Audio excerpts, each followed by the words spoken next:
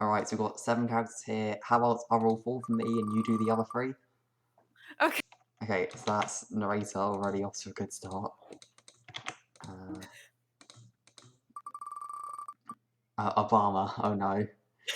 Apologies in advance, I'll try my best. Imagine the British guy doing Obama. But Dave, okay. Oh no, there's gonna be a page where I'll just be talking to myself the whole time. And then Harry, okay. Oops. And that means you're doing John, Jade, and Roxy. Okay. Okay. John, Jade, Roxy. Okay. Okay. Roxy tugs at a piece of hair behind her ear with one hand as he checks the time on her watch with the other. John's not late, but Roxy's run out of things to do except wait for him, which is both cosmically appropriate and annoying. It's not like she'd been cleaning up for his visit or anything, more just wandering through the house, looking at everything through his hypothetical eyes. Things had changed since he left, things had stayed the same. She figured there'd be some point when they talk face to face again, what with the vast expanse of time laid in front of them all, but she'd still been surprised when Jake arranged a friendly visit and ended up asking, in hushed tones, if she'd be willing to see John again. She'd been open to it from the start, but Jake insisted on this absurd sequence of clandestine meetings to ensure they'd be safe from Jane's watchful eye. It took an exhausting degree of assurance for her to convince him that John could just come over, and that Jane didn't have the house bugged and she wasn't about to come and have him thrown in prison for having the audacity to want to see his own family. Now that the day of the reunion has arrived, Roxy is ready to just get on with it. The knock on the door is almost too quiet to hear. She exhales, fluttering her overgrown bangs, and goes to answer. He's even beefier than she remembered, but his posture has turned in on itself like he's trying to seem small. God, this had better not be another self-flagellation fest.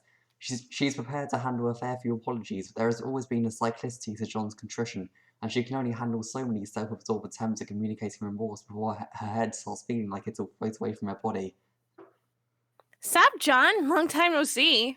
John smiles at her through his hair as he waves hello, one quick slice of his hand through the air, twisting at the wrist. It comes off as shy and boyish instead of hangdog. A good sign. Maybe her jokey casual approach is the right one. That would be handy because that's really the best angle she's got. She mirrors a movement with her own hand and steps aside for him to come in. Well, alright then, pal. I don't believe you know the way of the living room. Yeah, yep, thanks. He clears his throat and follows her gesture. She walks a little behind him, watching his eyes catching the things she expected. A coat rack covered in scarves, a wall of family photos, a super badass sculpture some chess guys made for her that John had always says was weirdly sexual for them. He looks at it now like it's something from an almost forgotten dream. Roxy sighs. Sorry for starting an idiot. Just got done with a whole week of feeling weird about hanging out with my dad's old house again. Kind of forgot to think about how it would be surreal coming back here too. Some kind of nostalgia whiplash, I guess. Fair enough, yo. She faces him, seated cross-legged on a couch a polite distance away. He looks past her, almost through her, like he usually does. She knows him well enough to know what he's politely not asking. Harry Anderson's out here, if you're wondering. He'll scoot back home later if you make it awkward ex-family combos. I'm happy that it'd be rewarded with. Oh, cool. I'd like to see if it's okay with both of you. Yeah, we chatted about it, but like I said, one thing at a time. Let's me and you tear this old Egbert Lalonde Estrangement. estrangement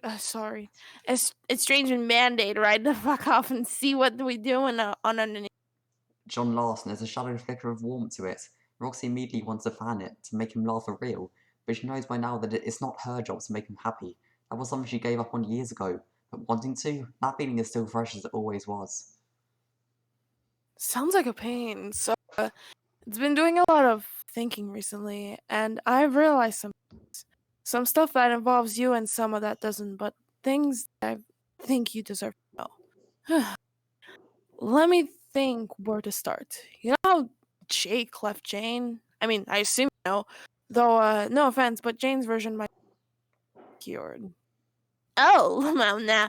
I didn't hear from Janie. Harry Anderson filled me in on what we got through the teen grapevine. Oh, are you guys not? Never mind. I'm sorry. I came to apologize for my shit and not pry into business. We don't have to talk about Jane if you don't want to. Roxy shrugs. She's still working through what she feels about distancing herself from Jane, but John actually isn't the worst person she could talk to about it. If he's truly to be real with her for the first time in forever, she might as well try to meet him halfway. Jeannie and me haven't been super tight of late. What about politics not coming between friends and all that? Well, it turns out sometimes someone's politics makes it pretty clear that what kind of friends they value or not. And IDK, sometimes people used to, like, when you were a teen, grow up to be assholes or whatever. I think I was clinging on something just to prove to myself that I was doing stuff right. Or roll out. Hella normal. Be good at sticking with friends. The more I thought about it, the more I figured holding on to that one thing that made me lose out on some other shit. You might relate. You got me there, I guess. Anyways, I'm not trying to take up all of your big speech with my stuff. You were telling me about how Jake and Janie finally went split ways and how it gave you some kind of epiphany. No, it's cool. I'm glad to hear it.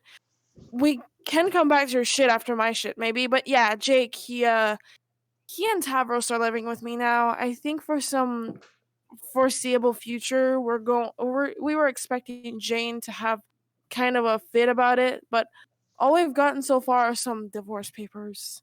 If she knows where Jake is and she hasn't had a drone fleet dispatched to nuke my house off the planet, I think that's a good sign. She's actually just letting them go, which is kind of surprising, but good, I guess.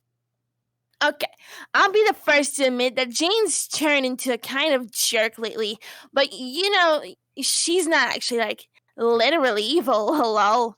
That's debatable. Sorry to disappoint, but Jane's is a person. You can't actually blame her for everything just went wrong in our marriage.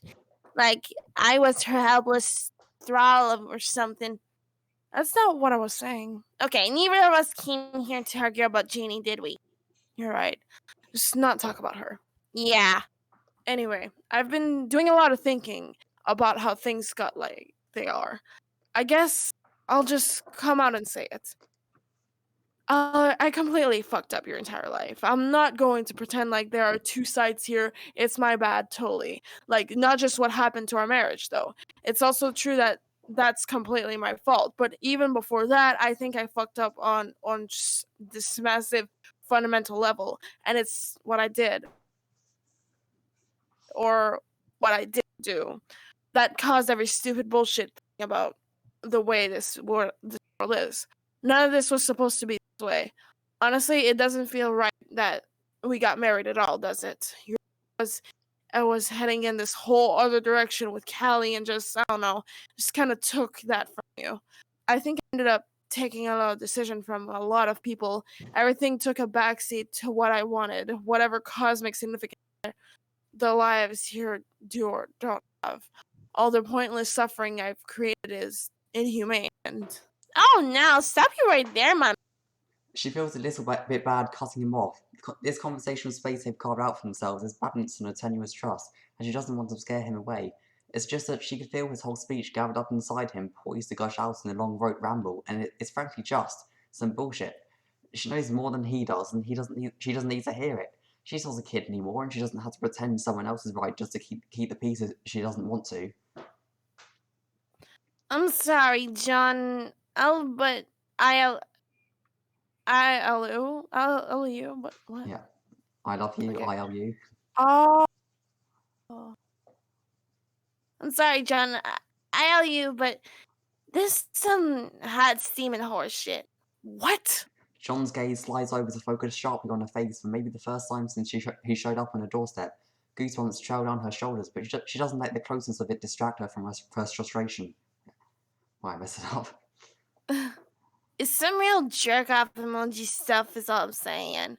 You think your choice matters so much that no one else's could measure up. And then what? Did you get what you wanted? Did your life end up at the points got tallied and you came out on top, or like what? still pretty much seems like you were moving to me, and it just sure don't seem like you're winning. So where's all this good shit you gotta go around handing out apologies for? Also, damn dude, while we're at it, you forgot to actually say sorry in that apology. No, I did. I just meant sorry for fucking up your life or making it not like my life. I mean, it ain't perf, and I got my share of fuck ups and mistakes in there, but you don't get to tell me it's fucked up or that isn't real or something. It's mine. So much for the jokey, comfortable approach. She tilts her chin up and tries to breathe evenly as she holds eye contact. He's been looking at her, really looking at her, and she doesn't want to blink just in case that shatters it. John doesn't respond. He just sits there with his mouth hanging open, staring. He blinks a few times, slow, but he's still focused completely on her. The corners of his still open mouth pull themselves up helplessly into a smile. What are you looking at me like that for? No, I'm sorry. It's just I used to be so angry that you wouldn't tell me what you really thought before. Not like I wanted to fight, but like I'm just not used to this flavor of Roxy. Sounds to me like you just dis disproved your own hot shot theory. Then genius, huh?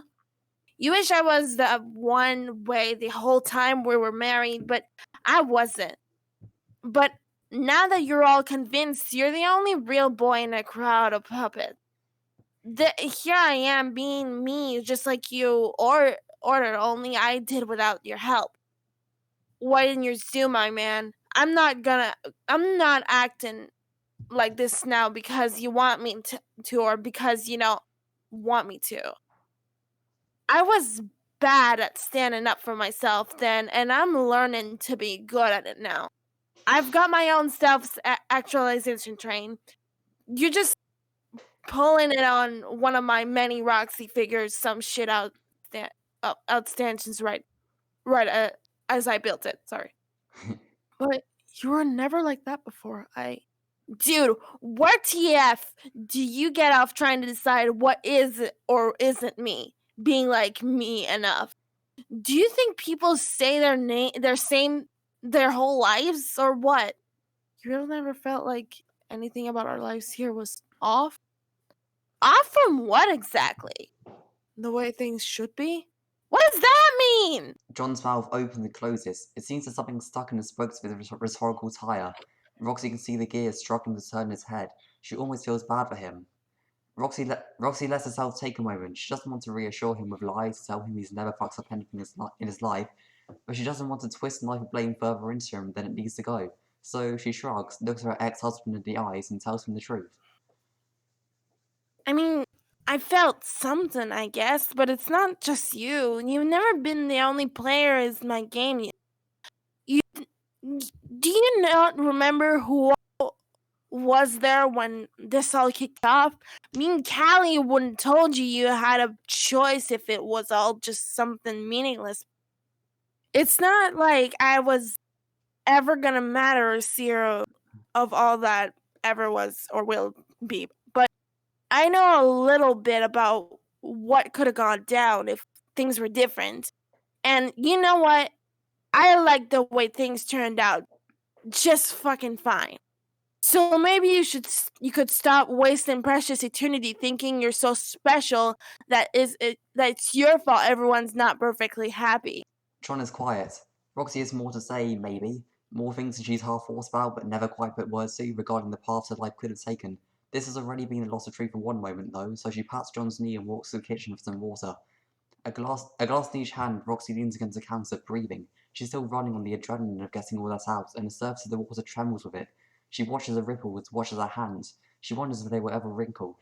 When she sits back down next to John, he takes a glass wordlessly. After a minute of reflective sipping, which he is grateful for, he speaks. I just kept wanting to find ways to make everything make sense, you know? But maybe it just fucking doesn't. I know we became grown-ups in a world built specifically and cosmically for us. So I get wanting to find a pattern in everything, but not everything has to be that deep. And when you think about it, looking at it that way, like everything has to be this elaborately purposeful, heroic design to be worthwhile, it's actually pretty shallow. Oh, yeah, I guess. John stretches, scratches the back of his head like an anime love interest, and lets out one mindfuck exhale with a laugh. His features are droopy, his whole body tired from the mental ringer he just went through, but he's still looking at her for real. Fondness surges through her, not in the way where she fears the reignition of any romantic feeling. It's just that she understands him, and he's starting to understand her. It's comfortable the way an old t-shirt you thought you lost but discovered in the back of a closet is comfortable. It smells mostly musty, but still enough like home to knock you right on your ass. I'm sorry, it's just so hard to not feel like a total asshole. Maybe I'm not some grand Vizier.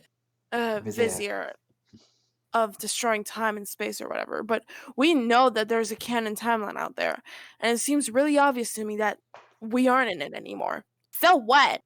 So what? Yeah, so what? TF do I care that there's some other reality out there, some arbitrarily decided what the real one. What's that we have to do with the life I have now? What's in there? What is there actually that makes this one mean less than that one to the people who are actually in it? You never feel like it would have been better if things had gone a different way, magic or no. I could have done a lot differently for you, especially. Struck around or stayed out of your way to begin with. Let you and Callie do your thing or whatever it was you seemed to be headed off to do. I just didn't expect for me to be me after. Roxy wrinkles her nose. Thinking about all the life she could have led makes her feel dizzy. Nah, don't say that. I mean, I accept your apology this time, but there's obs all kinds of ways shit could have gone, and TBH back then with her, mostly I think it just wanted to do stuff right. Now that I knew WTF what even meant Lamau, which was problem Lamau. Just like we had this big fresh as hell start of being people. I had all these conflicting thoughts about how to be me in the first place. It was, I mean, I meant to date a beautiful skull alien, sexuality wise and gender wise, and person in general wise. For a while, for a while, I didn't know if I wanted people to think of me as a woman at all. I didn't know. Well, I guess maybe I wondered, but the way young it hit me would have wondered, so not that deeply. And it seemed like you've forgotten about all about it when we got together. I hadn't forgotten about it. Do you want to talk about it? I could have told you then, but I kind of felt embarrassed about flip flopping with my identity, I think. Mina isn't like I grew up with big air quote society telling me that what was right and wrong like you did. So it wasn't any kind of shame fest. Just a lot of abstract hypotheticals. We only just started to sorry, talking about and never got very far into it. Just I hey, I thought I might do things one way, but then I stopped hanging out with Callie as much. It's not like I stopped thinking about it or her, but I never really came up with anyone else and didn't really feel like I could talk about it with you, so I never brought it up again. I'm really sorry you felt that way, Roxy. It's okay, it's not your fault. But you don't regret it? Not going for that stuff and instead just marrying me? I'm not asking so you can absolve me. I'm just impressed. How do you not second guess every choice you make? I haven't stuck my head in timelines vortex like you have, so I don't know what it's like to see other options. I just do things the best way I think to do them and then shrug and hope it works out. Roxy thinks about time and the spirals of choice that hang just outside her periphery, and the burst grows. She rolls the word regress around in her brain. She feels it on her tongue. John waits. I can't regret anything. There's not only one right way to be me, IMO. I like the me I am. It's not like I went and decided, actually, hell yeah, I'd love to be a woman and do all the shit on the woman checklist. I get that that's probably what it looks like outside of my own self, but I don't care about that. Sorry, lol. I'm not good at this whole explaining what transpires in my brain thing. John shrugged and Roxy gives herself time to think. She remembers how confusing it felt to even approach her identity when this stuff first hit her. There had been some vague truth about instances of rules about how gender should be, but she never quite worked it out. She stopped thinking about it until she got pregnant. Then she'd been so afraid that having a baby would confirm some deep truth within her that she'd pushed away, but that would be too late to back out. That hadn't happened, and instead there was a strange, all-consuming bodily relief she felt when, somehow, being pregnant had felt right. It was good in the opposite way she had expected. She hadn't felt any more womanly than she ever had. It had hit her that she could think of her body as not specifically female, but as something altogether different. Hers. A flesh machine shifting pieces around to create a person. Her breast, which she'd not really known what to do with or how to feel about, suddenly had a specific practical purpose. It had allowed her to retreat from the concept of gender entirely, grounding herself only in the physical reality of using her body to make another, two heartbeats blending in a rhythm that was nothing but human. She doesn't know how to articulate this to John. It's convoluted and personal, and she isn't sure she can do the overwhelming goodness of it justice. But then Harry Anderson is his too, so she knows she has to try. IDK, this life I've been living gave me Harry Anderson. Kind of outweighs anything else just for me personally. And it's not like I ever totally quit thinking about that gender stuff. I just found a different way to work it out that maybe I was originally gonna. Touching those huge, inarticulate thoughts of words feels bigger than she expected, and tears prick at the backs of her eyes. She shakes her head and laughs before John can start crying too. But no, John, we're just adults. We're not dead. IDK, I mean, we're only barely middle aged in regular human years. We've got all kinds of hypothetical, but still probably finite eternity to work out shit out. Who TF knows? It's not like you'll figure out what you are when you're 23, and then the rest of your life is just sitting back watching your shit fall apart or not. I mean, maybe that's been it for you so far. Ouch. I just don't think I'm anywhere near done building those Roxy self-actualization train stops. Who the fuck can say how many more I've got lined up? Same goes for you. If you're willing to look at this life as more than a cosmically pointless dead end failure that it is, I guess there's literally nothing to do but keep moving forward. I might as well not be a big fucking downer about it if I don't have to be. That's the spirit. We've got a million billion lifetimes ahead of us, John. You don't even know all the ways you got left to fuck up in. It's pretty fucking inspirational, Roxy. They both smile, and it somehow felt more real and warm than it was before. Maybe the cushion of years and lack of pressure made it so, but she doesn't question it too closely. She doesn't want to go back to where she'd been with him, but knowing they've both been there together feels like enough. Thank you for trusting me with this potential personal stuff. I know partly you were telling me that to kick my sad sack ass, but I know you don't talk about this kind of things every day.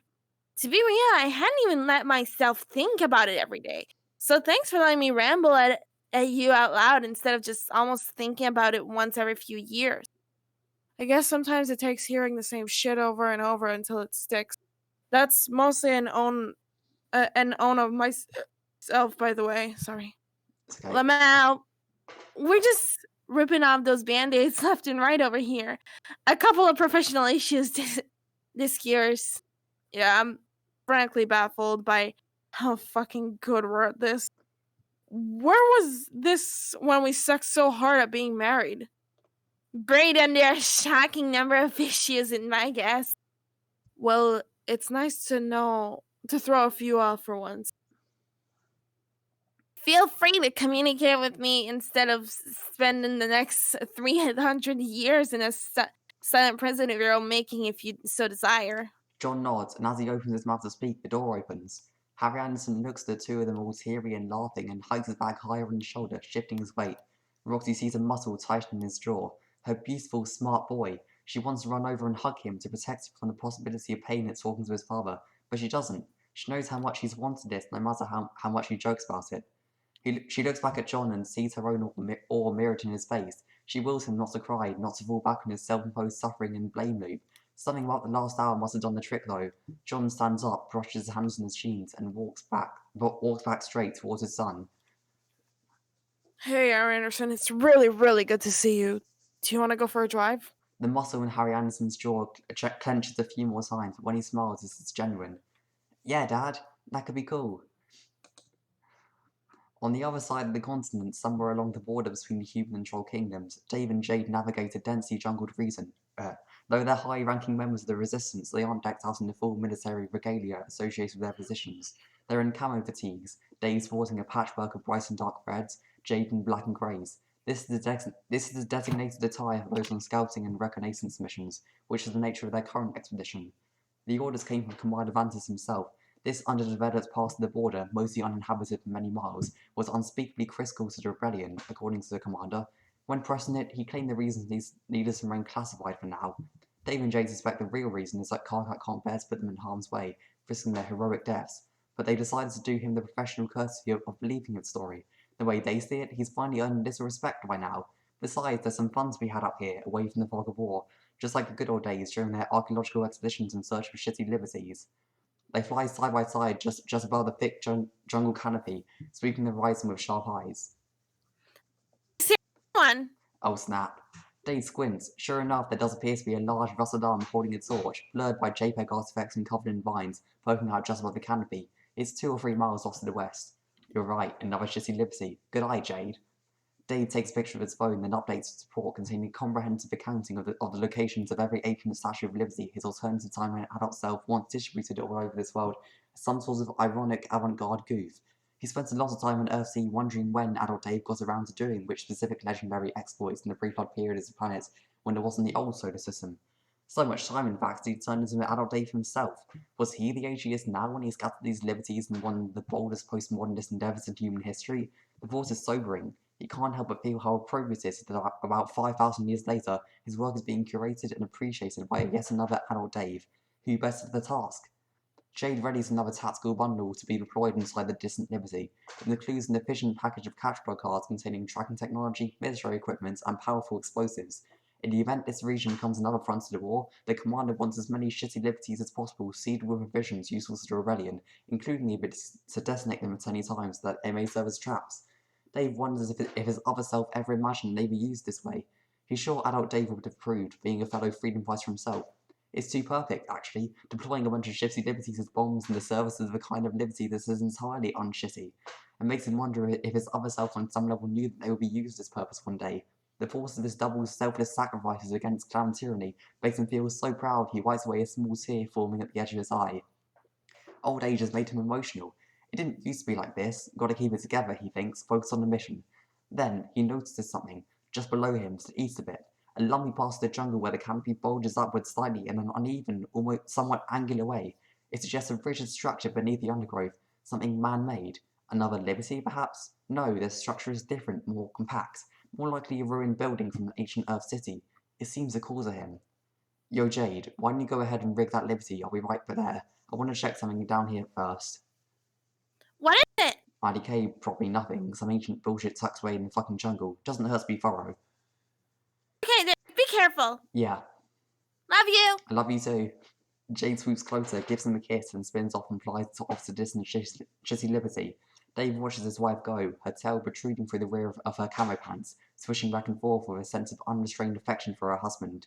He's a lucky man, he tells himself. He knows he is. Before any decades-old doubts can resurface or haunt him, he died through the canopy in search of the ruins. Those reservations, the tense feelings in his chest, that's all in the past for him. He loves his peaceful, docky wife more than anything in the world, and that's all there is to say on the matter. The ruins are so overgrown with vines and the thick trunks of creeping trees, you can't make out the shape of the building. He can barely see an inch of exposed surface, but something is clearly there. He flies around the perimeter, pushing leaves and branches out of the way. Here's something. An old window, grand in design but broken, busted in by a huge branch that extends deep from inside from years of growth. It's dark inside, hot and musty. He activates a small military-issue flashlight. Bugs scatter and fly about. He scans the boundaries of the rooms, shining the light around. There are some unrecognisably ancient, mouldy paintings and frames hanging on the wall, and yet the wall seems to have no corners. He knows what this room is. He's seen it before in films under much better repair than this. He's standing in the Oval Office of the White House. Plant life is covering everything, but all the pictures are there.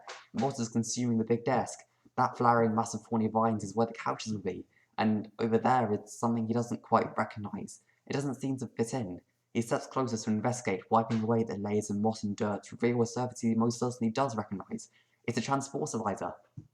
Dave doesn't waste any time. You don't find something like this in the Oval Office and start agonizing over whether or not to use it. He steps on the platform, and in a blink his surroundings are completely different. The centuries of overgrowth are gone, and he appears to be in some sort of crypt, boxed in by walls of smooth golden stone. At the far side of the room, something is hanging on the wall encased in sort of display. It's a mounted god-tier costume about the size an adult male would wear. He recognizes a symbol. It's the same one Jake used to wear when they were teams. It is a symbol for hope. He steps towards the costume, hears a click under his shoes. He looks down and discovers he's standing on a large button which has just become illuminated under the pressure of his feet. The button bears a strange, angular symbol he doesn't recognize, but before he can study it, something directly in front of him directs his attention. Thousands of bright particles swarm from an unseen origin and coalesce into a stolid, luminous figure in the shape of a tall man. The radiance of the holographic image diminishes to reveal a man in a suit with a strikingly recognizable face. Dave draws in a sharp breath and clutches his chest. Okay, oh boy, how do I do, Oh God, I don't know. hello, Miss... No, that's not... My Canadian ass doesn't even know how Obama sounds like. I don't know, man. Hello, Mr. Strider. I've been waiting a long time for you to show up. How's that? Is that good? Fine. I'll just stick with that. Dave's jaw hangs open, the legends be confirmed, as well as several key headcanons of his. Without thinking, he drops to one knee and bows his head. Mr. President, it's an honor, sir. President Obama laughs amiably and gestures with one hand for Dave to rise. Come on now, Dave, we can't be having that. I'm nobody's king. I'm a democratically elected representative who took an oath to serve his country and his people. People like you, Dave. And if anything, I should be the one bowing. Dave says nothing, at a loss for how to respond to such soft-spoken words of wisdom and humility. He idles for a moment, seemingly waiting for Obama to follow through with his promised act of deference. Haha, I'm not gonna bow, man. I was just putting a leg. Oh, okay. I just want to talk to you for a little while. Is that alright, or do you have somewhere you need to be? Oh, no, sir, I don't have anywhere to. I mean, yes, sir, it's more than alright. It's such an honor to. What I mean is, fuck. Mr. President, what I mean is, I'm a huge fan of yours, and I hope this doesn't sound fucked up, but on some level, I feel like I've been wasting my whole life at this moment. I know, Dave. Obama offers a warm smile. He looks down, adjusting the cuffs of his holographic suit with the casual manner of a skilled statesman. It's the body language of a man getting down to business. Now, you probably weren't aware of this, but I'm familiar with the work you've done for your country in the past, for the whole planet, actually. Before you moved, that is. You knew about him? Or, I mean, me? Oh, yes, most people thought I was gone, but I was keeping an eye on events. Wouldn't miss it for anything. Where'd you go? I was doing what you did back then, when the world needed you. I was doing what you're doing now, under the same circumstances. I was answering the call. I went about it in a way no one at the time could understand. You see, Dave, no one can really see the big picture. That's what real leadership is about, looking at the big picture, seeing the longer road ahead, making the hard choices for the greatest good. Not just decisions to lead to a better tomorrow, or to make sure the next year is better than the last, or even the next decade. You have to think about the next century, the next millennium. Sometimes you may even need to leave people wondering if you've forsaken them entirely, because your real duty is to concern yourself with the final destination of the planet, to make sure it stays safe along the hard journey and ends up being the best home it can be, both the human race and the many newcomers to our world. Doing the right thing often means walking a long and lonely road, Dave, but I'm guessing you've already figured it out. I guess so. Dave pauses, pensively fiddling with the pockets of his camo pants. He has so many questions for the ex-president. He braces himself and presses his head. If you don't mind my asking, sir, what, you died? Well, I mean, I know you did, where I'm from, the meteors and all, but from what I know about the history of the flooded Earth timeline, you serve your 2 terms and just a little after that, they just say you disappeared. So, you didn't die? Oh, I certainly died, Dave, just not when they say I did. Like I said, I was just answering the call. Other brave heroes like you stepped in for the void I left behind, as I knew you all would, and some say the death of those heroes was in vain, or a waste, since the human race was wiped out anyway.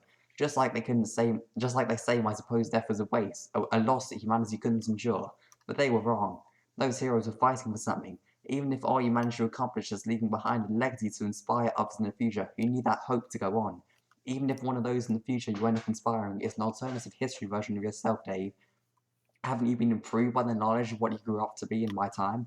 Can you really say you'd be what you are today without the memory of him, or the memory of me for that matter? Dave considers the question seriously. He's transfixed by Obama's kind gaze and can't seem to look away. There are times when he feels relieved by the lifestyle decision he made as a kid to wear a pair of aviator sunglasses at all times, no matter what.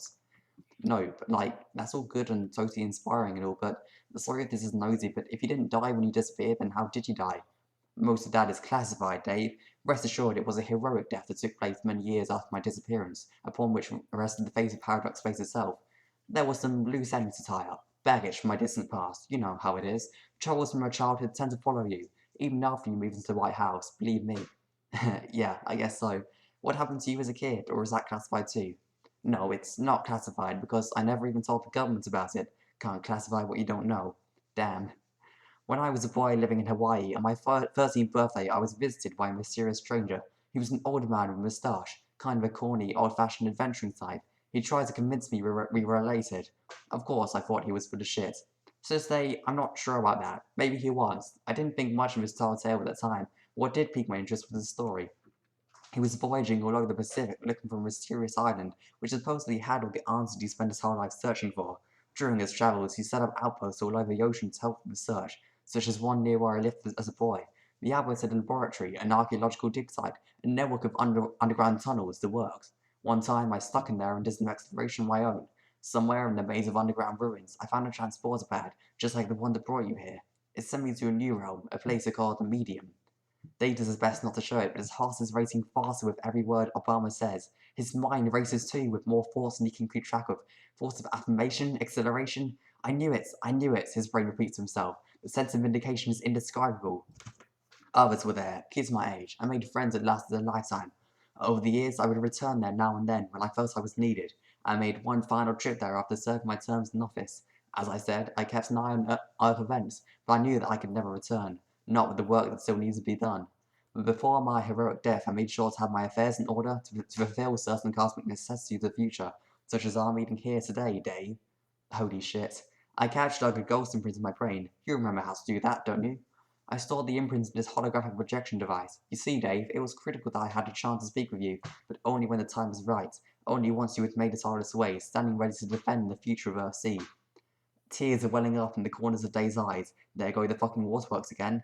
He says another quiet prayer of gratitude for the shades John gave him. He's got to keep it together. He tells himself there's nothing wrong with crying. Of course there isn't, just not in front of Obama. He's got to keep it together. He sniffs in deeply with a theatrical stoicism and crosses his arms, but on his exhale a small choked sob escapes. He seals his lips tight, but his mouth quivers and puckers on the impossible pressures of restraint. I know what you're going through. There's a lot to be emotional about in these trying times. Hey, why don't we go for a walk? You'll have a chance to collect yourself, and there's something I'd like you to see. Obama places his hand towards a wall, and a secret compartment opens up with the traditional stone grinding noises to be heard in any crypt worth exploring. He leads the way into a dark corridor. They walk for some time, only one pair of solid feet making audible footsteps that echo far ahead into the darkness. The light from Obama himself serves as Dave's torch. Soon he feels calm enough to continue the conversation. Mr. Preston, you said I reminded you of the adult Dave from your timeline? That's right. So wait, how should you know adult Dave if you were from the original timeline? Dave, come on now. Surely you must know I'm no stranger to timeline shenanigans myself. Oh, yeah, of course, what was I thinking? Again, no offense, but are you really sure I remind you of him? There are lots of times where I don't feel like I'm at all living up to that guy's example. And lots of times I feel like I'm just going along with shit. Like my body organizes the Battle of Rebellion and I'm just like, duh, yeah, alright. Sounds cool, I guess I'll scout around the jungle and rig a bunch of shitty statues of liberty to explode those are the orders. Rig the what? To do what now? Oh, yeah, maybe never mind that. It's just a stupid mission I'm on, and to be honest, Karkat was probably just sent us on it so we don't get ourselves killed stupidly. Obama nods suddenly at this clarification. His expression makes it clear that this is the type of executive decision he understands all too well. But compared to that guy, I apparently turned out to be, I don't know, I feel like a lesser version of myself somehow. Not lesser maybe, just like I somehow ended up with a version of me who didn't stay as true myself as I could have. Like, I entered this world already considered a god, already famous, already celebrated as a genius. What was there left to achieve? I still did a lot of incredible and stupid shit that I guess I'm pretty proud of. I don't know, something feels hollow about a lot of what I've done in the last bunch of years. Or I guess about a lot of stuff in general. It's not just accomplishments or stuff like that goes deeper, I think. It's not just accomplishments or stuff like that, it goes deeper, I think. Like, Karkat managed to rise to the occasion and defend his people, but I hardly had anything to do with that. It was mostly him. He's turned into something pretty incredible, really. You still care a lot about Kargat, don't you? Well, yeah, of course I do. He's my friend. Are you sure that's all he is, Dave? I love my wife. Jade has been the best thing that ever happened to me. The day I decided to marry her and get off the fence, stop insulting her by acting so casual about it, like our thing was no big deal. She deserved me being all the way into it. She deserves everything, and I know this is all true. But here come the tears again, more than a drop or two at the corners of his eyes. He blinks and they run down his face, racing beneath the lower rims of his shades faster than he can turn away. He's losing control now. His call is a distant memory, like a dream he's struggling to remember. Obama puts a flickering hand on his shoulder.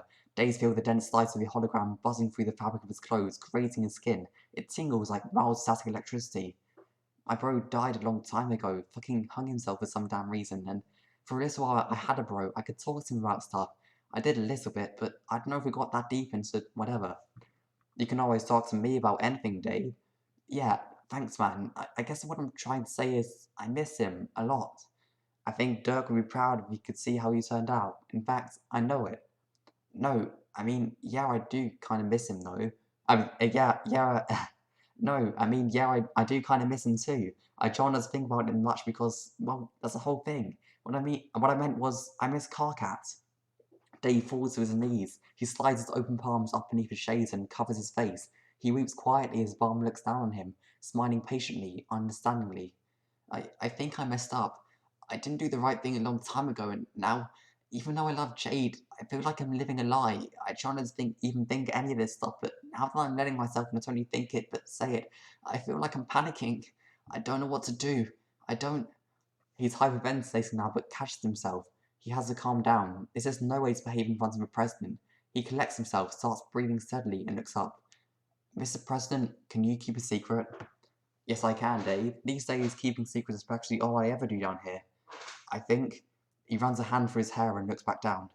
I think I'm gay. Obama purses his lips in that trademark way of his, thoughtful, serious, contemplative. He nods slowly, letting the silence grow, as if considering precisely how to deliver the most perfect arrangement words any man has ever uttered in human history. Over the course of our lives, we all tend to believe we're a lot of different things. One year you're this, another you're that. Later in life you start pushing 40 and start worrying you've been believing the wrong thing about yourself the whole time. I've had my share of doubts about all that, just like any other man, and I've had plenty of the same struggles as you, Dave. Wait, you? Obama nods, smiles wistfully. Dave arches his eyebrows high above his shades. They stare at each other, and in the look they exchange, they seem to say all that needs to be said between two grown men on the matter. Identity, sexuality, gender, all that stuff is about as illusory as I am standing before you here. Is this a real me? Who can really say? Depends on what real means, or what I even mean when I say me. For that matter, are you even the real you? Haven't you been asking yourself that question one way or another all your life? Yeah? Believing is a key to understanding the truth underlying the words, the truth underlying the ideas they represent, and the truth underlying who we are as individuals. The power of belief, the power of hope. That's what endows that which is intangible, ephemeral, or uncertain with a sense of reality. It brings focus to the insubstantial, of the mirage of the mind, the multiplicity of what is possible, of what could be, and isolates it. It concentrates it to turn into that which is, and the result of that, Dave, is what we call truth. Dave is still crying, but he doesn't care anymore. The tears are flowing down his face, but he won't look away. He's perfectly unashamed of his vulnerability at this moment. The only thing he knows is he needs to listen carefully to every precious syllable, to listen with his ears, his heart, his entire being. The truth of oneself can be very specific if one wills it to be. Statements such as, I am gay, I am straight, I am a man, I am a woman. These are statements about an individual that gain strength through the power of belief we invest in them. But there is another, more generalized truth about a person that can emerge from such convictionless absence, when the partitions of the mind dissolve, and the boundaries between everything you are now and everything you might have been begin to fade away. Oh, you're talking about the ultimate self stuff. I am indeed, Dave. Wow, haven't heard about that in so long. Rose used to talk about it all the time. Dirk would have run about it a lot too. You sure did. Wait, you mentioned Dirk earlier. Did you, actually know him? Oh, we've met on a few occasions. Dave blinks. How is that possible? He killed himself. Did he now? Are you saying that's not what happened? I'm saying you know as well as I that it's awfully hard to pin down exactly what happened to whom, depending on whose frame of reference you might be talking about. Wow, so he I learned a lot from him. Met up with him as a young man as I was just beginning to explore the wonders of my session. He taught me about many things. Combat, philosophy, life, love. Love? Hold on, are you saying that... Now, Dave, I can't go around disclosing everything under the sun. Plenty is still under the umbrella of executive privilege. Loose lips sink ships, as they say. Obama winks again.